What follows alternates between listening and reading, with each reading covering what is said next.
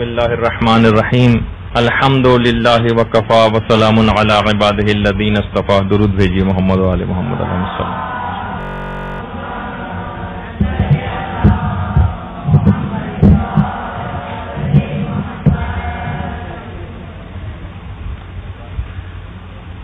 شب قدر کے فضائل اور اس کی تمام تر تفصیلات پر ہماری گفتگو جاری تھی. آج اور یہ پچھلی بار بھی یہ بات بیان ہوئی تھی. تفصیلات تو انشاءاللہ جو اگلی کلاس ہوگی اس میں زیادہ تفصیل آئے گی کہ خاص طور پر جو 100 رکعت نماز پڑھنے کا جو حکم ہے شب قدر میں 100 رکعت نماز.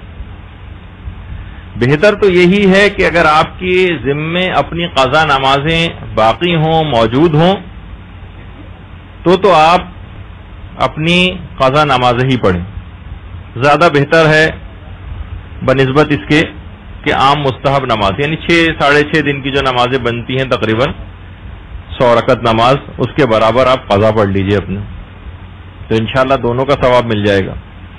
تو اگر آپ کو لیکن کی ذمے کوئی قضا نماز نہیں تو اس رات میں جو 100 رکعت نماز پڑھنے کا حکم ہے وہ یہ ہے, اس میں ایک روایت ہے باقاعدہ کہ اگر جو کہ ابو بصیر کی روایت ہے کہ اگر کوئی شخص 100 رکعت کو کھڑے ہو کر نہ پڑھ سکے تو پھر بیٹھ کر بھی پڑھ سکتا ہے.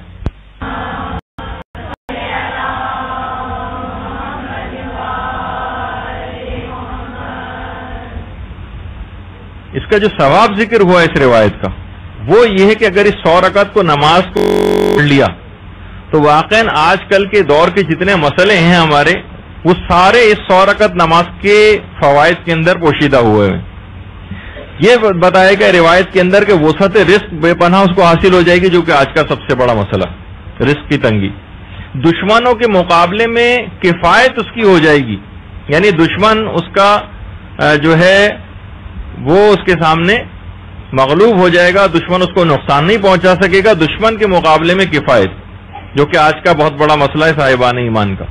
پانی میں غرق ہو کر مرنے سے وہ شخص جو ہے بچ جائے گا, جو کہ آج کل سیلابوں اور اس میں مختلف جو صورتحال سونامی اور اس میں جو پوری دنیا پانی کی لحاظ سے لپیٹ میں آ رہی ہے. نیچے دب کر کسی چیز کے نیچے دب کر مرنے سے بچ جائے گا, جو کہ آج کل زلزلوں وغیرہ کے اندر کیفیت ہوتی. اچھا, تمام دنیا کے شر سے اس کی حفاظت ہو جائے گی. صرف یہ نہیں کہ ہمارے اپنے ملک میں جس جگہ جاتے ہیں وہاں مشکلات پریشانیاں بچت ہو جائے گی. مرنے کے بعد ہول منکر و نکیر کا کتنا خوف ہے وہ اس سے دور ہو جائے گا. قبر میں اس کے نور اس کے ساتھ ساتھ خروج کرے گا, قبر سے ایک نور اس کے ساتھ ساتھ باہر نکلے گا. اس کا نامہ اعمال اس کے داہنے ہاتھ میں دیا جائے گا. آتش جہنم سے برات اس کو لکھ دی جائے گی اور پل صراط سے گزرنے کا امان نامہ اور پرمٹ اور لائسنس اس کو دیا جائے گا. اور اس پل صراط سے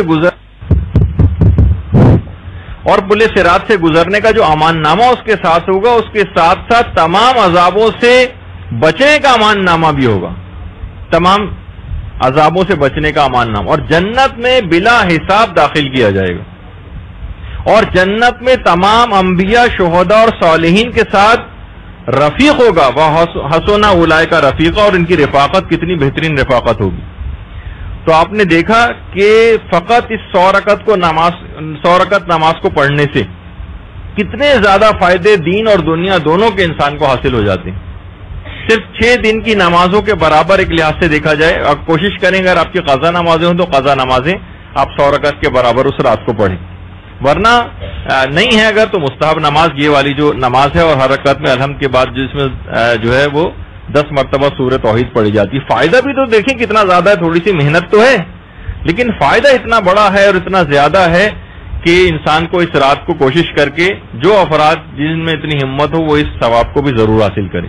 اور اگر کوئی شب قدر میں یہی ساری اپنی قضا نمازیں کوئی پڑھ رہا ہے تو انشاءاللہ امید ہے کہ پروردگار اس کو اتنی زندگی عطا کرے گا کہ اپنے پروردگار کی جو قضا واجبات ہیں انشاءاللہ اس شب کی برکت میں ان قضا نمازوں کو پڑھنے کی برکت کی وجہ سے اپنی تمام زندگی کی جو قضا نمازیں ہیں وہ انشاءاللہ پڑھ کر ہی اس دنیا سے رخصت ہوگا. تو اس رات کی جو اس لحاظ سے ایک برکت ہے. البتہ علماء فرماتے ہیں کہ شب قدر میں چند چیزوں سے دوری ضرور اختیار کرنی چاہیے. اس میں خاص طور پر لڑائی جھگڑے سے، کینے سے، قطع رحمی سے، اور اس کے علاوہ جتنے اپنے مالی واجبات اگر کسی کے حقوق اس کے ذمے ہیں اس سے انسان اپنے آپ کو کوشش کرے کہ جو ہے وہ لوگوں کے واجبات اپنے پاس سے نکالے، خاص طور پر مالی واجبات. اس کے علاوہ حسد، بخل اور کینے کو اپنے سے دور کرے تو پھر انشاءاللہ اس شب کے تمام فائدے اس کو حاصل ہوں گے. اس کے علاوہ خاص طور پر والدین کے ساتھ احسان کرنا، اس کے علاوہ رشتہ داروں کے ساتھ صلہ رحمی کرنا، اپنے رشتہ دار غریب جو رشتہ دار ہیں ان کے حقوق کو ادا کرنا، وہ ایسا افراد جو یہ سب کام کرے زیادہ بہرہ مند ہوگا. اور خاص طور پر خود رمضان میں گناہ کرنا اور زیادہ سخت تر ہے بنسبت عام دنوں میں گناہ کرنے کے، اور شب قدر میں اگر کوئی اس قسم کا گناہ اس کے ذمے ہے تو اور زیادہ مشکلات اور پریشانیاں اس کے لیے ہو جائیں گی. یہی وجہ ہے کہ امیر المومنین علیہ الصلوۃ والسلام نے اللہم صلی علی محمد وعلی محمد نے ایک شاعر جس کا نام نجاشی تھا، ایک تو وہ حبشہ کا بادشاہ تھا ہجرت والے واقعے میں، ایک اور شاعر تھا جس کا نام نجاشی تھا. اس کو شراب خوری نے زیادہ کوڑے جو مارے گئے، زیادہ کوڑے اس کو مارے. تو جب اس نے پوچھا کہ مولا اس کا سبب کیا ہے تو آپ نے فرمایا برائے حتق احترام ماہ خدا، تم نے اس کی بے احترامی کی ہے اور اس مہینے میں اس وجہ سے کوڑے اس کو زیادہ لگائے گئے. اچھا، پچھلی بار بھی ذکر ہوا تھا کہ کچھ گروہ ایسے ہیں کہ جن کا اس رات کی برکتوں اور فضیلتوں میں کوئی حصہ نہیں. یہ پچھلی بار بھی اس کا ذکر ہونے سے رہ گیا تھا. آج ان کی فہرست نوٹ کر لیں ذرا جلدی جلدی.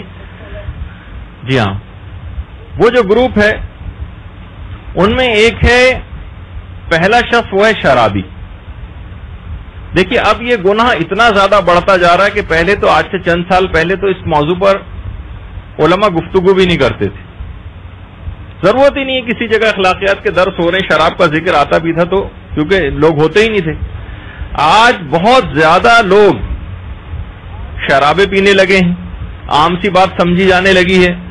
سیاستدان بہت سے اپنے ٹی وی انٹرویوز میں باقاعدہ ٹی وی پر آ کر اعلان کرتے ہیں کہ جی ہاں ہم ایسا کرتے ہیں.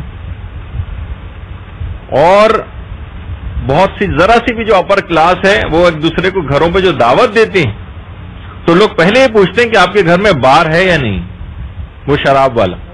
یعنی اس گھر جس گھر میں وہ شراب والا بار نہ ہو، جہاں پہ شرابیں ہر قسم کی اقسام موجود ہوتی ہیں، وہ کہتے ہیں پھر آپ کے گھر آنے کا کوئی فائدہ نہیں. تو ایک تو شراب.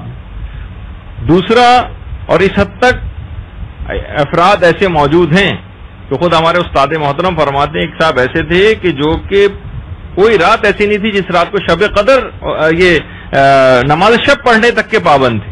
نماز شب کا جو پابند شخص ہے وہ کہہ رہے ہیں کہ بہرحال بیرون ملک ایسی جگہ پر گئے جو کافر ملک تھا اور ایسے عادی بنے شراب کے کہ اب انہوں نے خود ہمارے استاد محترم سے یہ بات بیان فرمائی کہ میں اب بھی روزے رکھتا ہوں، ویسے ہی بس عادی اتنا ہو گیا ہوں کہ شراب سے روزہ افطار کرتا ہوں. تو بعض اوقات دیکھیے اس طرح سے انسان عادی ہوتا چلا جاتا ہے اور آہستہ آہستہ ان تمام جگہوں پر جانے کے جو نقصانات ہیں اس کے اندر یہ ہے کہ پہلے چیزیں شروع میں جاتا ہے تو بہت بری لگتی ہیں، پھر جب وہاں کچھ عرصے رہنے لگتا ہے تو خود اس ماحول اور معاشرے کا ایسا عادی ہو جاتا ہے اور اس کے بعد پھر رفتہ رفتہ اس چیز کی برائی دل سے نکل جاتی ہے بار بار دیکھنے سے، اور اس کبھی کبھار اس عمل کو انجام دے لے تو پھر اس کا بھی اس طرح سے عادی ہو جاتا ہے کہ شراب سے روزہ افطار کیا جائے. پہلا گروہ تو یہ ہے. دوسرا کون سا ہے؟ سور کا گوشت کھانے والے. سور کا گوشت کھانے والے یہ باہر رہنے والے افراد، ان کے لیے بڑا مسئلہ ہے. اسی طرح تیسرا گروہ وہ ہے جو کہ کتا پالتے ہیں.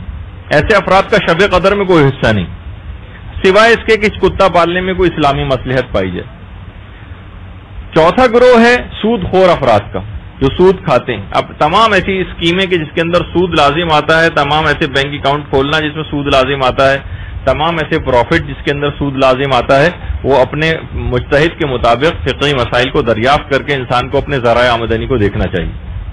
اسی طریقے سے پانچواں گروہ ہے رشوت لینے والے اور رشوت دینے والے. ان کا اس رات میں کوئی حصہ نہیں. اسی طریقے سے اگلا گروہ بنتا ہے قاطع رحم افراد کا، جو اپنے رشتہ داروں کے حقوق ادا نہیں کرتے، ان سے ملنا جلنا بالکل ترک کر رکھا ہے، ان کا اس رات میں کوئی حصہ نہیں۔ شہوتوں میں ڈوبے ہوئے، شہوتوں میں ڈوبے ہوئے یعنی ہر قسم کے گناہوں کے اندر مبتلا، بس ذرا سا موقع پیش آ جائے فوراً گناہ کی طرف لپک کر جانے والی، کوئی موقع برائی کا ہاتھ سے نہ چھوٹنے پائے، یہ ایسے افراد، ان کا کوئی حصہ نہیں۔ فتنہ گر، جو معاشرے کے اندر فتنہ اور فساد پھیلاتے ہیں، یہ اگلا گروہ۔ اب وہ اس کے ہر ایک کا بیان کرنے کا وقت نہیں، ورنہ ہمارا وقت ہاتھ سے پورا نکل جائے گا کی تفصیل بتاتے بتاتے۔ تو فتنہ گر افراد جو معاشرے میں فساد اور جھگڑا پیدا کرتے ہیں۔ اسی طریقے سے ظالم اور ان کے تمام مددگار، ظالم اور ان کے تمام مددگار، وہ بھی، ان کو بھی اس رات میں کوئی حصہ نہیں۔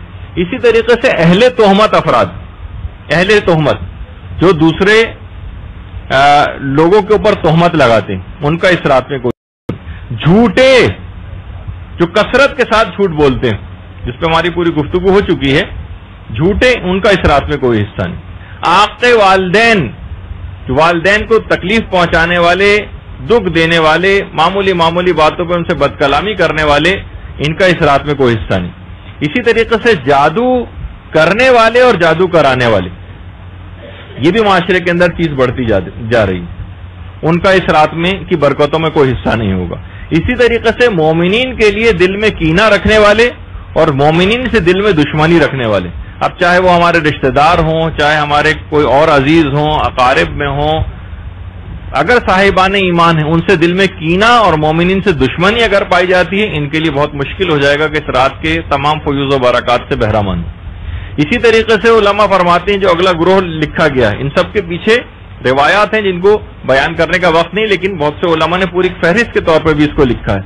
تارکان معروف و عاملان منکر، یعنی تارکان معروف، نیک کاموں کو ترک کرنے والے، و عاملان منکر، تمام برائیوں کے اوپر عمل کرنے والے، نیکی کو چھوڑتے چلے جا رہے ہیں، برائیوں کو اڈاپٹ کرتے چلے جا رہے ہیں، اس میں اور روز بروز گاہے بگاہے اس کے اندر اضافے سے اضافہ تر ہی ہوتا چلا جا رہا ہے، نیکیاں چھوٹتی چلی جا رہی ہیں، گناہ بڑھتے چلے جا رہے ہیں۔ ایسے افراد کے لیے بہت مشکل ہے کہ ان کا اس رات میں کوئی حصہ ہو۔ اور 16واں گروہ جو ہے اس کے اندر، کہ خاص طور پر جو فرشتے اس رات کو پوری رات زمین کا چکر لگاتے ہیں، جس گھر میں بھی یہ والے افراد ہوں، اور یہ 16واں ہو، جس جگہ پہ 16واں گروہ وہ ہے کہ بے نمازی افراد میں بھی بے نمازی ہو، اور ان 15 جو اور چیزیں بیان ہوئیں، یہ اگر کسی جگہ پر پائے جائیں تو فرشتے پھر اس پورے چکر لگانے کے دوران اس گھر میں نہیں جاتے ہیں، اور وہ گھر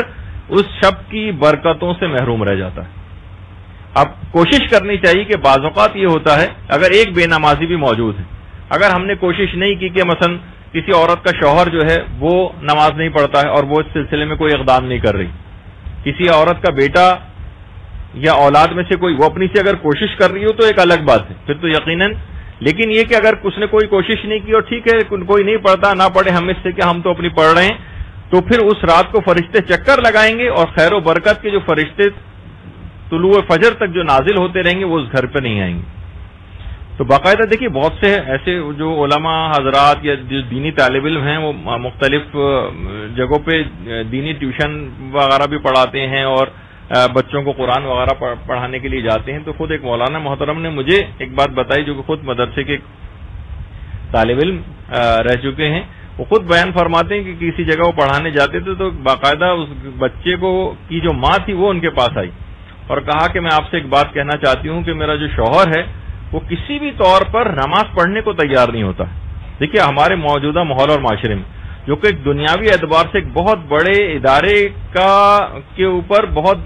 ادارے میں بہت بڑے عہدے کے اوپر فائز بھی نماز نہیں پڑھتا ہے، میں کیا کروں کہ وہ یہ ہمارے گھر میں اتنی مصیبتیں نازل ہو رہی ہیں کچھ ایسی، اور ہمیں لگتا ہے کہ اس کی بے نمازی ہونے کی وجہ سے ایسا۔ مولانا نے کہا کہ اچھا ٹھیک ہے میں بات کروں گا۔ ایک دن بچے کو پڑھانے گئے، دیکھا باپ ہی نے دروازہ کھولا، ویسے باپ کو وہ کہتے تھے کہ وہ اوائڈ کرتا تھا مولانا کو، لیکن مولانا نے بالآخر پکڑ لیا اور باتوں باتوں میں ذکر کرنے لگے کہ آپ نماز وغیرہ پڑھتے ہیں؟ اس نے کہا نہیں مولانا نماز تو نہیں پڑھتا ہوں، اور وجہ اس کی یہ ہے کہ میں نماز یوں نہیں پڑھتا کہ مجھے سورہ الحمد یاد نہیں۔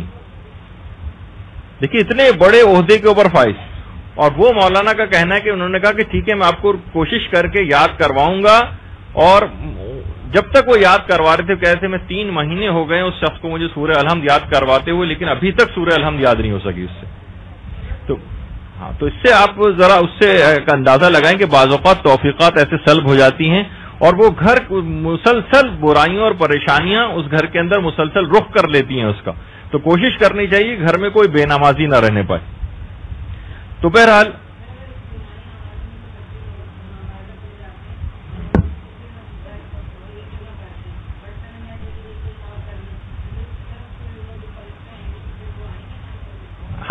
دیکھیے اب مسئلہ یہ کہ وہ بہت ساری چیزیں بھی سوالات آپ کے پیدا ہوتے رہیں گے. فرشتوں کا آنا بہرحال یہ تو ہے کہ انڈیویجول کسی بھی جگہ آدمی انسان نماز پڑھ رہا ہو تو فرشتے تو اس جگہ پر ضروری آئیں گے. یہ وہ افراد ہیں کہ اگر کوئی شخص کام کچھ نہیں کر رہا ہے اس کے اندر اور صرف اپنی ذاتی طور پر خود غرضانہ عبادت کے اندر لگا ہوا ہے تو پروردگار کو یہ عبادت پسند نہیں ہے، اب اس کا وقت نہیں ہے بات کرنے کا. تو وہ ایسے یہ جو 16 افراد ہیں یہ اس رات کی فیوز و برکات سے محروم ہو جائیں گے. اچھا اب دیکھیے اپنی اصلاح تو انسان کو کرنی ہی ہے. کبھی بھی اس بات سے تو آپ ہرگز بھی غافل آپ کو نہیں رہنا چاہیے. اپنی اصلاح کرنی ہے اور کبھی بھی اس سے غافل نہیں ہونا ہے. خاص طور پر لوگوں نے ایک دفعہ دیکھا کہ عبد الکریم حائری کی جنہوں نے حوزہ علمیہ قم کو قائم کیا تھا، ایک دفعہ دیکھا کہ حرم امام حسین علیہ الصلوۃ والسلام میں سخت گریا کر رہے ہیں.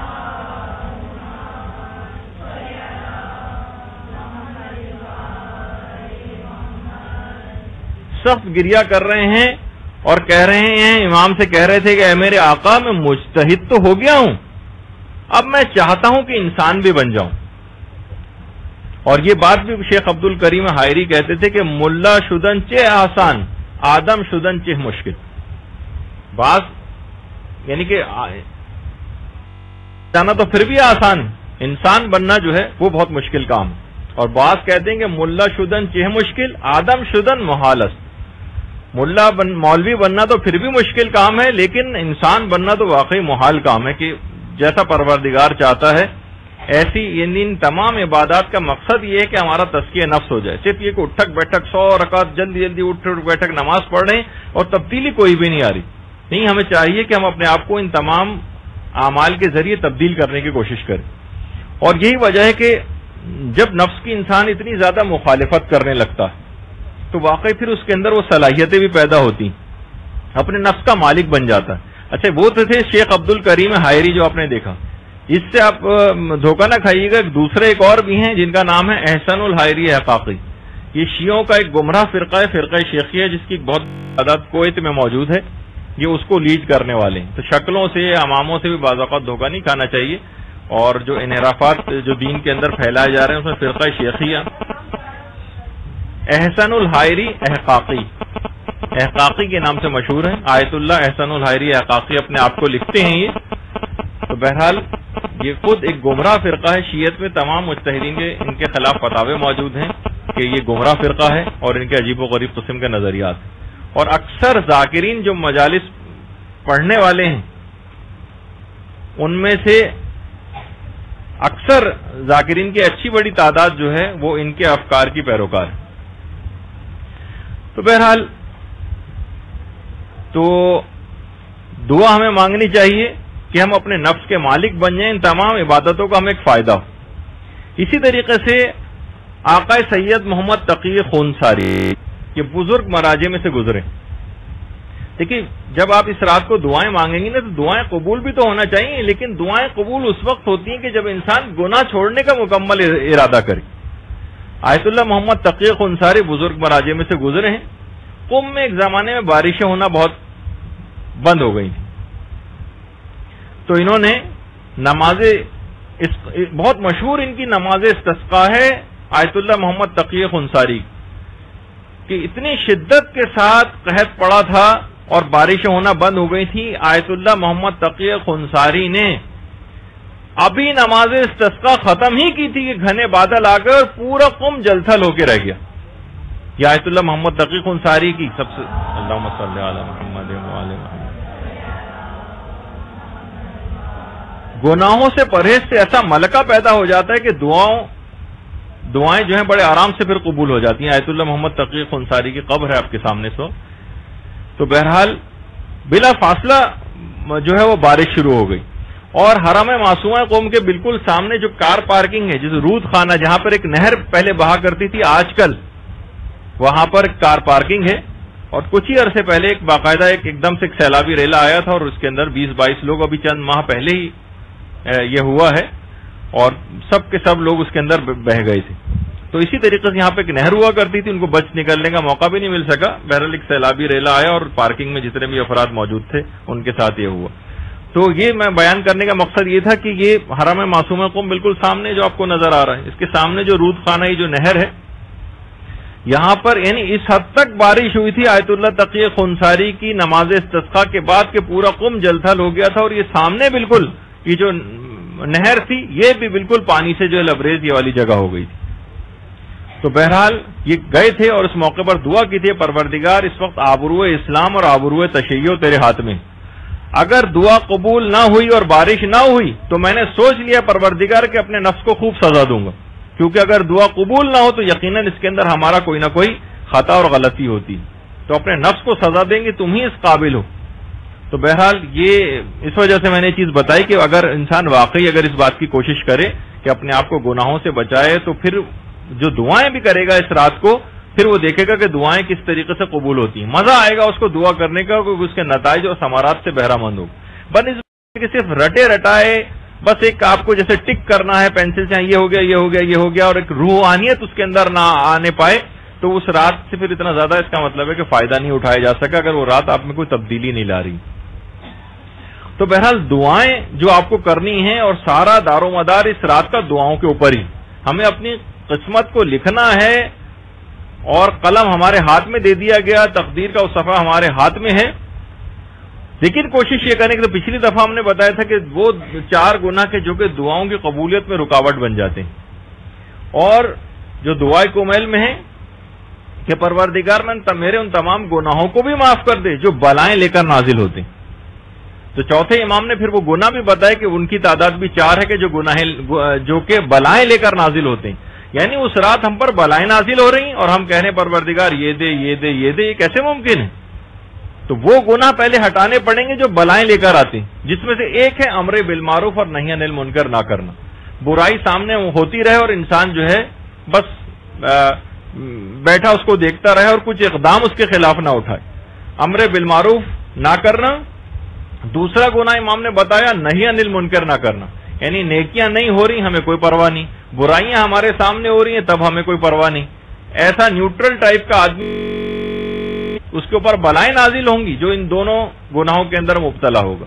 تیسرا ہے مظلوم کی مدد نہ کرنا, اور چوتھا ہے پریشان حال کی پریشانی دور نہ کرنا. یہ 4 گناہ ایسے ہیں کہ جس کی وجہ سے بلائیں نازل ہوتی ہیں. تو ہم تو بیٹھ کے پروردگار سے اپنی دعائیں قبول کروا رہے ہیں, وہ کہاں دعا قبول, خدا نہ خواستہ جو ہے بلائیں لکھی جانے والی ہیں اس رات میں. اگر یہ 4 گناہ ہمارے ذمہ, امر بالمعروف نہ کرنا, نہی عن المنکر نہ کرنا, مظلوم کی مدد نہ کرنا, اور کسی پریشان حال کی پریشانی کو دور نہ کرنا. بعض اوقات لوگ ہمارے پاس آتے ہیں, ہم ان کو ٹال کے کسی اور دوسرے کے پاس ریفر کر دیتے ہیں. وہ آپ کے پاس چل کر آیا, آپ سے اپنی اس نے حاجت کہی ہے, آپ کو چاہیے کہ کوشش کر کے آپ خود بات چیت کریں اور اس کا مسئلہ حل کروائیں. یہ نہیں کہیں کہ بھائی وہاں چلے جاؤ اور اپنی ایک لحاظ سے جو اپنے بلا جو ہم اس کو سمجھ رہے ہوتے ہیں وہ کسی دوسرے کے گردن پہ ڈال دی جائے. اچھا, اب کچھ سورے میں نے پچھلی دفعہ بتائے تھے جو 3 سورے ہیں, خاص طور پر سورہ روم اور سورہ عنکبوت. اس کے متعلق تو چھٹے امام نے بڑی عجیب و غریب بات کہی. چھٹے امام فرماتے ہیں خدا کی قسم جو بھی سورہ روم اور عنکبوت کی تلاوت کرے گا شب 23 میں, شب 23 ویسے عام 19-21 میں بھی کیجیے, لیکن جو بھی شب 23 میں سورہ روم اور سورہ عنکبوت کی تلاوت کرے گا, ان 2 سوروں کی, وہ اہل جنت میں سے ہوگا امام فرماتے ہیں. اور امام فرماتے ہیں میں کسی کو اس سے استثناء نہیں کرتا, کوئی ایکسیپشن نہیں. یہ نہیں کہ یہ پڑھنے والا فلاں آدمی جنت میں نہیں جائے گا, نہیں, سب جنت میں جائیں گے اگر وہ سورہ روم اور عنکبوت شب 23 میں پڑھی انہوں نے. میں کسی کو استثناء نہیں کرتا. اور خدا اس قسم کا, جو امام نے قسم کھا کے کہا کہ خدا کی قسم وہ اہل جنت میں سے ہوگا, امام نے فرمایا خدا اس قسم کا مجھ پر کوئی گناہ نہیں لکھے گا. یہ مفہوم روایت، یعنی خدا اس کا جو میں نے کوئی جھوٹی قسم نہیں کھائی معاذاللہ، جو وہ امام ہے کہ جس کا لقب ہی صادق، جس کا لقب صادق ہے، وہ خدا کی قسم کھا کے کہہ رہا ہے، اور یہ بھی کہہ رہا ہے کہ میں کسی کو استثناء نہیں کرتا، اور خدا اس قسم کا کوئی گناہ بھی میرے نامہ اعمال میں نہیں لکھے گا. تو اور خدا کی ان دو صورتوں کے لیے بہت قدر و منزلت. تو بہرحال یہ دو سورے علی الخصوص آپ یاد رکھیے گا امام کی حدیث کے مطابق کہ کچھ بھی ہو جائے یہ دو سورے مس نہ ہونے پائے. اور تیسرا سورہ تو سورہ دخان ہے، اس کی الگ سے ایک تاکید آئی ہے جو کہ پچھلی دفعہ ہم نے اس کو بھی ذکر کیا تھا.